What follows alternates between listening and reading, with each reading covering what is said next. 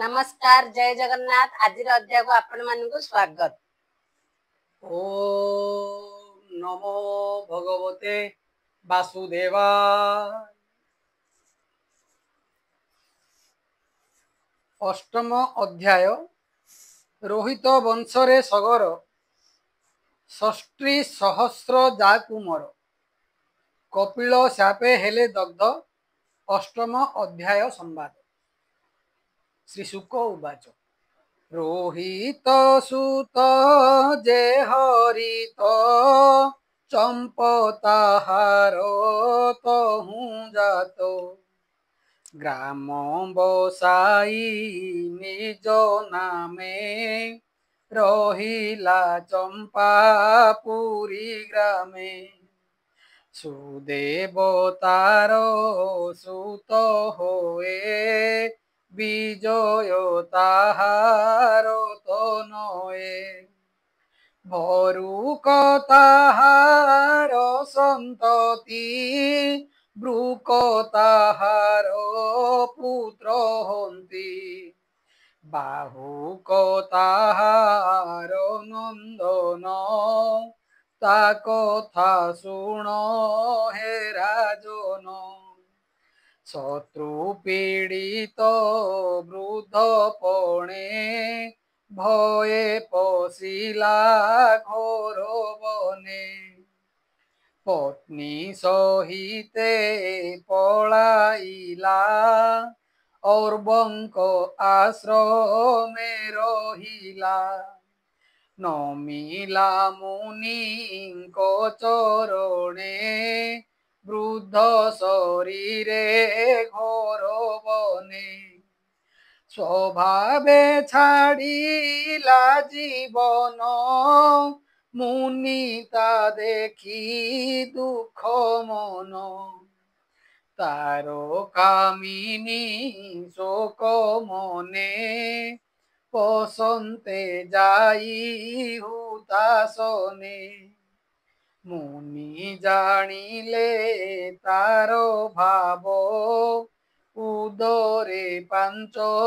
मास गर्भ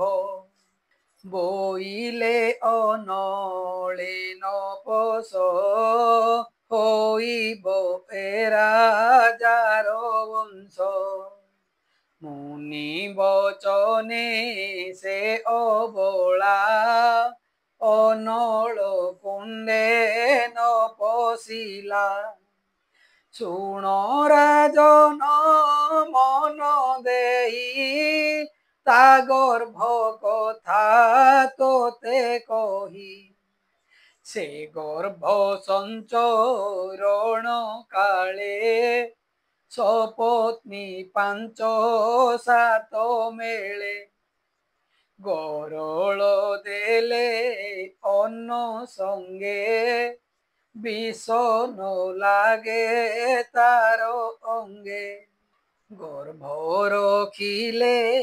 जगन्नाथ एबे हो शुण परीक्षित से गर्भ प्रसवर काले मुनि सकले कुतूहले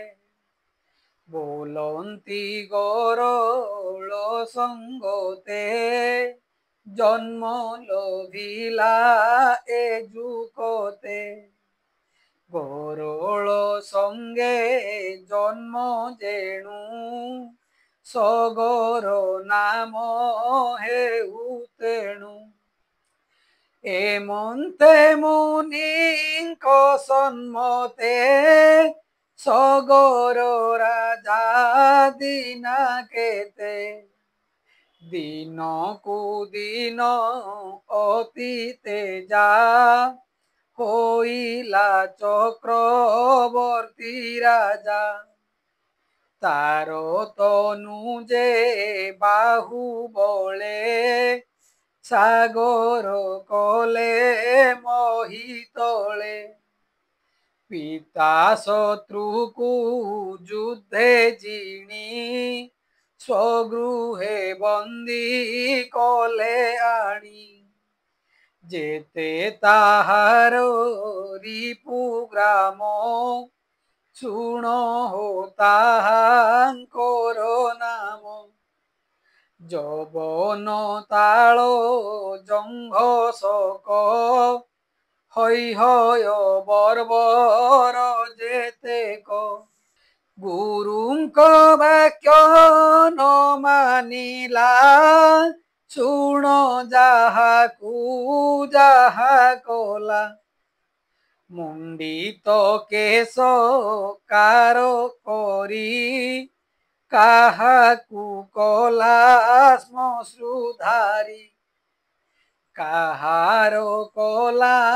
मुक्त केश अर्ध मुंडित कार केश केतेक अंतर्वासहीन अपरे बहिर्वास शून्य काहार बस न उतारी विकृत बेश ताकू करी एमंत करी हीन बेश छाड़ीण देला तांकू देश से पुणी संची नाना विधि कल्पिला सते अश्वमेधि और मुनि की होता करी यज्ञ पूजिला नर हरि उत्तम अश्व पशु कला से अश्व इंद्र चोराइला 60 सहस्र कुमर ताकू डरई सुनासीर कल्प मरी बेके मन्ते एमंत भाली से गुपते कपिल मुनि पाद तले अश्व बांधिला रात्र काले अश्व न देखी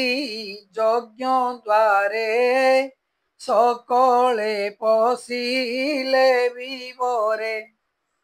सुमति गर्भे जेते सूत बलरे अटंती दर्पिष्ट से पुणी पितांक आदेशे अश्व खोजंती 10 दिशे खोजंती नखे मही खंड खोलंती नखे मही खंड भक्षंती विस्तारीण तुंड उत्तर दिगे खोली गले कपिल आश्रमे मिलिले देखिले मुनि को आश्रमे से अश्व अछई बंधने कपिल मुनि मुख चाही बोलंती अश्व चोर एही एहाकू रखी न जोगई एमंत उच्च वाच होई बोलंती खड़ग उंचाई एहार शिर छेद नेई आंभंकु देखी चक्षु बुझे आत्मा को दंभ प्राय बुझे एमंत घोर नाद करी धाइले करे शस्त्र धरी भूमिकंपई तांको पादे ध्यान भांगिला घोर नादे चाहन्ते उन्मैल लोचने अनल उठिला नयने মহত অতিক্রম দোষে নয়ন অগ্নি মহারসে দেখন্তি স্বর্গে দেবগণে ভস্ম হইলে তৎক্ষণে 60,000 একাথরে মরিলে সগর কুমরে কেশিনী গর্ভে এক সুত অসমঞ্জস নামে খ্যাত তার কুমর অংশুমান সকল গুণে গুণধাম সেথাই পিতা মোহিতে মন বচন কায়ে নিত্যে অসমঞ্জস যার নাম করে নিন্দিত আচরণ সে পূর্ব জন্মে যোগী থিলা সঙ্গ দোষরু ভ্রষ্ট হেলা এণু নিন্দিত কর্ম করে জ্ঞাতিক অপ্রিয় আচারে অসমঞ্জস নাম যেণু ଲୋକଙ୍କୁ ହିଂସା କରେ ତେଣୁ ଯୋଗ ବଳରୁ ଜାତି ସ୍ମର ଏ ଜନ୍ମେ ଅଛଇ ତାହାର ତେଣୁ ସେ ସଙ୍ଗ ପରିହରି ଲୋକେ ନିନ୍ଦିତ କର୍ମ କରି ଶିଶୁମାନଙ୍କୁ ଧରି ବଳେ ପକାଏ ସରଜୁର ଜଳେ ଦେଖି ତାହାର ମନ୍ଦପଣ ଅଯୋଧ୍ୟାବାସୀ ପ୍ରଜାଗଣ ସଗରେ ଜଣାଇଲେ ଯାଇ ଅତି ଦୁଃଖିତ ରାଜା ହୋଇ ସଗର ହୋଇଣ ଦୁଃଖିତ ପୁତ୍ର ସ୍ନେହଙ୍କୁ କଲା ତ୍ୟକ୍ତ ଘରୁ ବାହାର କରିଦେଲା ଯେଣୁ ସେ ପ୍ରଜାଙ୍କୁ ପୀଡ଼ିଲା ସେ ପୁଣି ଯୋଗ ବଳ କଲା ମୃତ ବାଳକ ମାନ ଦେଲା ବାଳକ ପାଇ ତୋଷ ମନେ ଅଯୋଧ୍ୟାବାସୀ ପ୍ରଜାଜନେ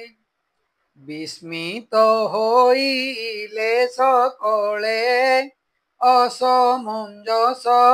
ଯୋଗ ବଳେ ତାର ଅଦ୍ଭୁତ କର୍ମ ଦେଖି ସଗର ହେଲା ମହାସୁଖୀ ଏବେ ହୋ ଶୁଣ ନରନାଥ ସେ ଅଂଶୁମାନର ଚରିତ ସଗର ତାର ମୁଖ ଚାହିଁ ବୋଇଲେ ଅଶ୍ଵ ଆଣ ଯାଇ ଏମନ୍ତେ ପିତା ମହବାକ୍ୟେ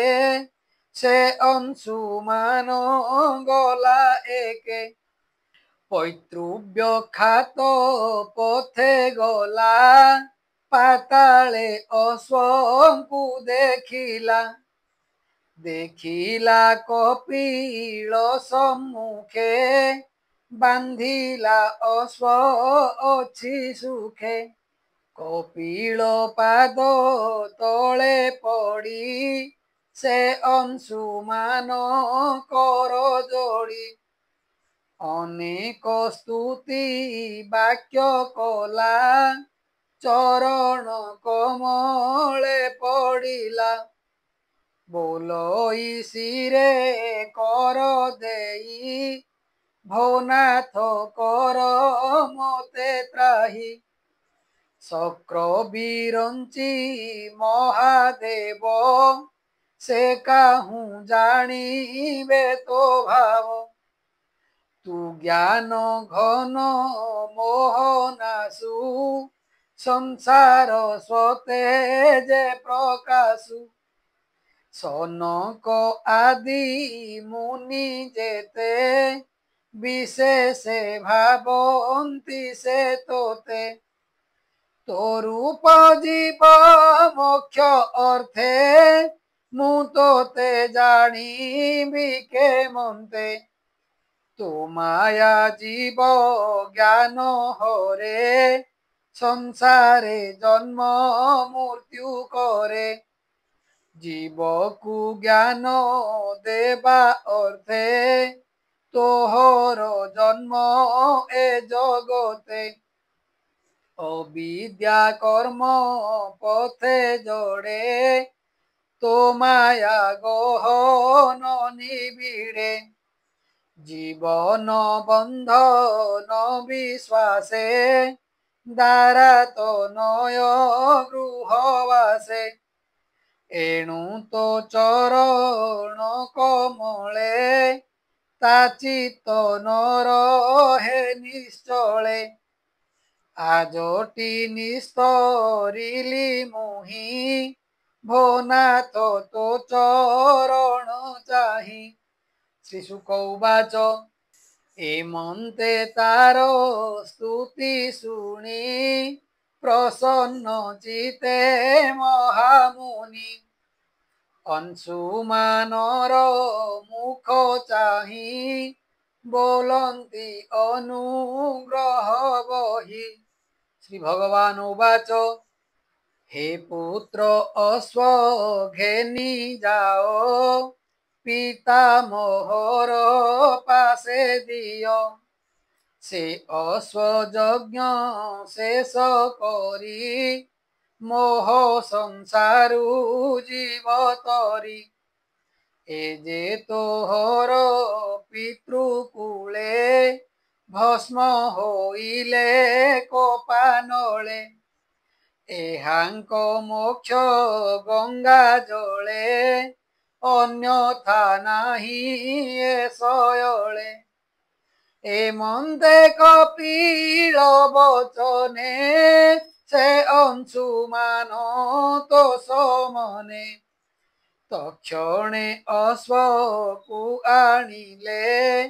पिता मोहर पासे देले से अश्व मांसे यज्ञ करी विषम संकटु निस्तरी अंशुमानंकु राज्य देई कर्म बंधनु मोक्ष होई और बचने बने गला अंते से गोविंद पाइला बोलोई विप्र जगन्नाथ नवम स्कंदे भागवत सुजने शुणन्ते श्रवणे ए हरि रस अनुदिने अविद्या बंधु पार होई अंते पाइब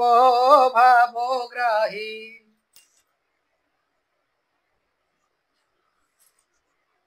इति श्रीमद्भागवते महापुराणे परमहंस्यां संहितायां नवम स्कंदे सागरोपाख्यानं नाम अष्टमोऽध्याय।